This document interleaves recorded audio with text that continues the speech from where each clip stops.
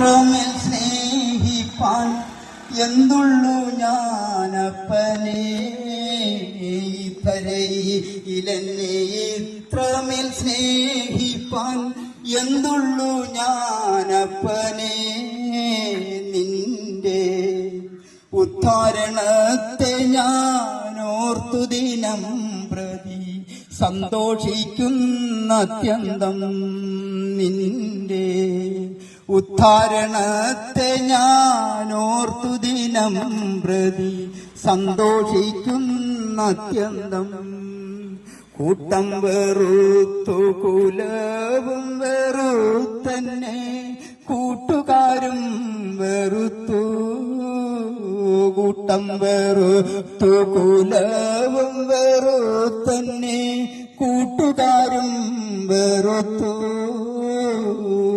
കൂട്ടായി തീർന്നെന്റെ സ്വർഗീയ സ്നേഹിതൻ കഷ്ടകാലത്തും വീടാ കൂട്ടായി തീർന്നെന്റെ സ്വർഗീയ സ്നേഹിതൻ കഷ്ടകാലത്തും വീടാ ആ മാതാപിതാക്കന്മാരെന്നെ വെടിഞ്ഞാലും സന്താപമില്ലെനിക്ക് മാതാപിതാക്കന്മാരെന്നെ വെടിഞ്ഞാലും സന്താപമില്ലെനിക്ക് മാതാപിതാവ് കാളൻപു തിങ്ങിടുന്ന യേശുവുണ്ട് എനിക്ക് മാതാപിതാവ് കാൾ അൻപു തിങ്ങിടുന്ന യേശുവുണ്ട് എനിക്ക്.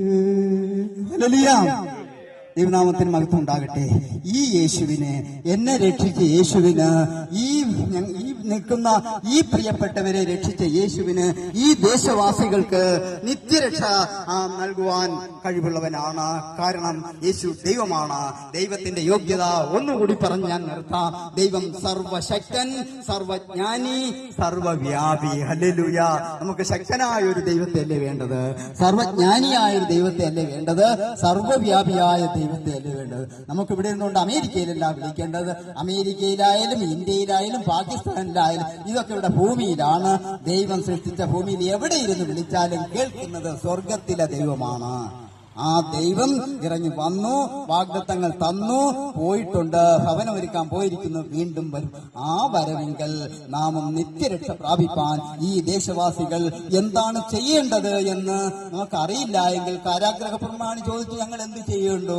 നീ കർത്താവായ യേശു ക്രിസ്തുവിൽ വിശ്വസിച്ചാൽ നീയും നിന്റെ കുടുംബവും രക്ഷ പ്രാപിക്കുമെന്ന് പറഞ്ഞ മാത്രയിൽ തന്നെ ആ ജയിൽ സൂപ്രണ്ട് അത് ചെയ്തു എങ്കിൽ ഈ ദേശവാസികൾക്കും അപ്രകാരം താല്പര്യം ഹൃദയത്തിൽ വരുന്നു എങ്കിൽ അടുത്തുള്ള ദൈവദാസനുണ്ട്, നമ്മുടെ ഷൈജു പാസ്റ്റർ ഉണ്ട്, ആ പാസ്റ്റർ സഭയുണ്ട്.